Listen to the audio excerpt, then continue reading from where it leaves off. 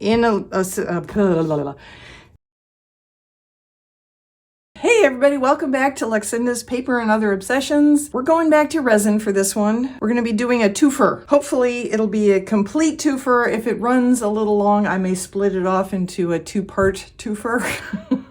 But I wanted to work with this Zuri mold and the matching Zuri stamp. Same image. This one will stamp the same design onto something, and this will release a piece of resin, or actually you could use clay, you could use this for chocolate or fondant if it weren't already used for something else. These molds are amazing, but the resin piece I'm going to take out of this will also look like this. So I'm not going to work with the dragons.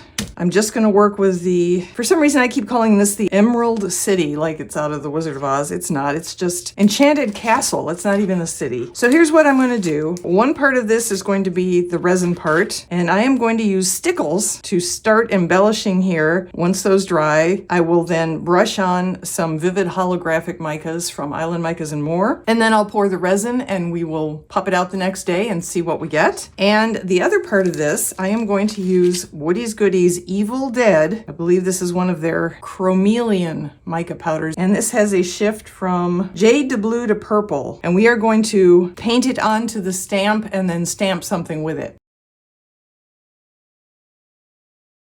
I think I'll do silver just on the outside.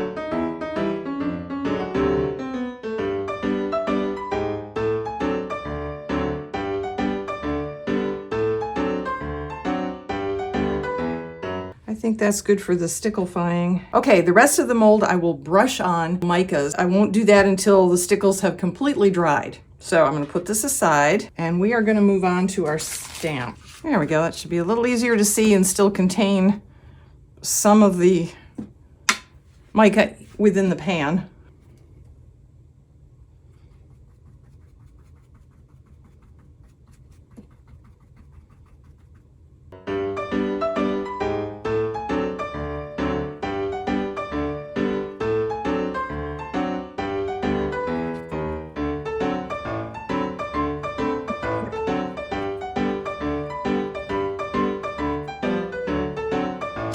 Okay, now I'm going to transfer my stamp to this slightly bigger pan, and the reason I'm doing that is because I am now going to turn this over and try and get a stamp. I cleaned it out and then I sprayed it with mold release, so the mica powder should stick a little better. Try and center it as best I can.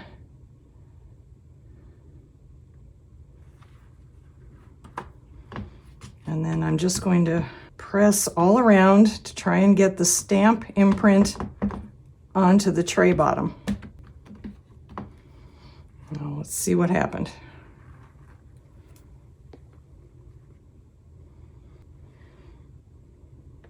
Got a bit much. Should have tapped it out. It's not great, pretty good. We're going to see how it works.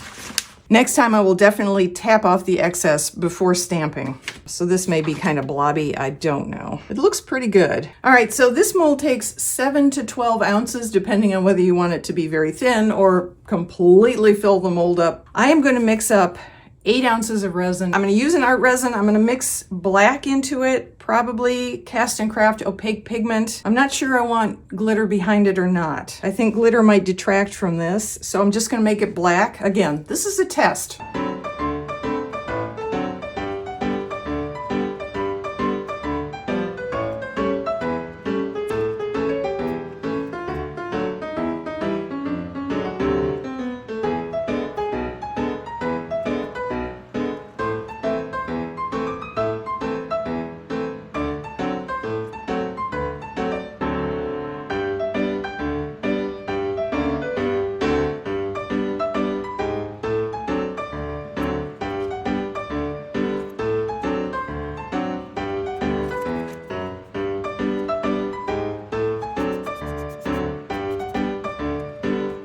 And we're back. Okay, next morning, let's see how this turned out. I'm really curious.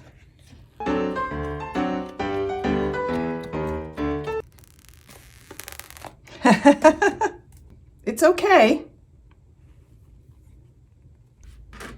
It's beautiful. Can you see the shift?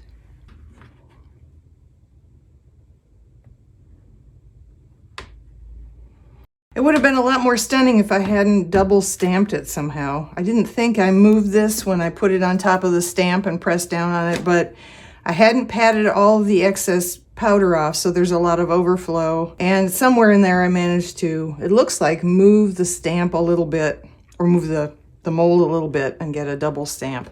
But I still think that's beautiful. Is it perfect? No. Is it pretty? Oh yeah. Do you get the idea? I think so. Hopefully you do. All right, we're gonna go on to the other mold. Okay, because the tray didn't work out quite as beautifully as I'd hoped because of user error, I wanted to show you a smaller example. I have these Tim Holtz funny cartoon birds set, and I have a smaller tray mold. And so I'm gonna take these two birdies. I'm not gonna use chameleon micas or anything like that. This time I'm gonna use micas. This is a blue mica, this is a red mica. We're gonna have a blue bird and a red bird. And I'm gonna stamp them in here one at a time. And this time I'm going to remember to tap the excess off before I try printing on the tray mold.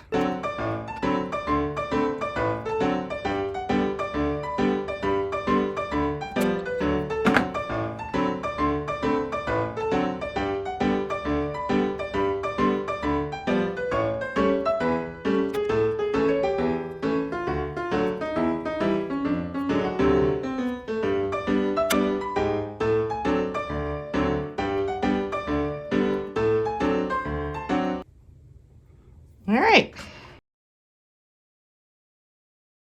I'm gonna mix up some white.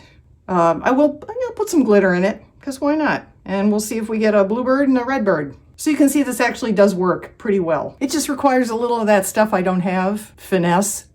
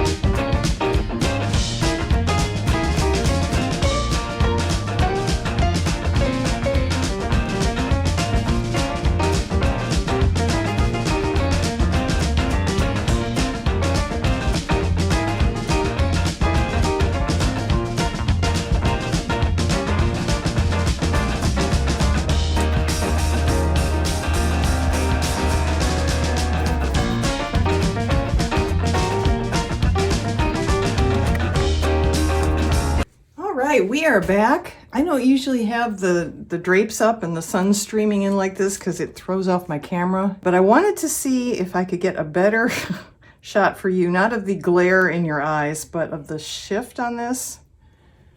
I don't know if I can. It's just so spectacular in person. The purple is very obvious, but then over this way we get a gorgeous green. Okay, so now I'm gonna pull the shades. And the idea was I was gonna end up with a tray and then a decorated object, because this goes on something else once we pop it out. But since the tray didn't happen, I'm going to save the object part for the next video, I think. Ooh, look at that. Got some flashing, but that's not a problem. Just cut that off. Isn't that pretty? I love the Stickles, most of all. I admit it. So this would be where I get the waxes out and make the gold golder and the green greener and the teal tealer and the purple purpler. But I do love how it looks. So now let's see what a stamped image that wasn't a double stamp like this one, what a much better stamped image would look like in a silicone mold with resin poured on top. These are our two Tim Holtz birdies. And they're there. Yeah. They look fantastic. I love them. Would it have been better on plain white? I don't know. Honestly, I like the sparkle. I really do. But they're adorable. I love them. There will be another part of this where I do something with this. So stay tuned for that. Thanks, everyone. Stay safe. I'll see you in the next video.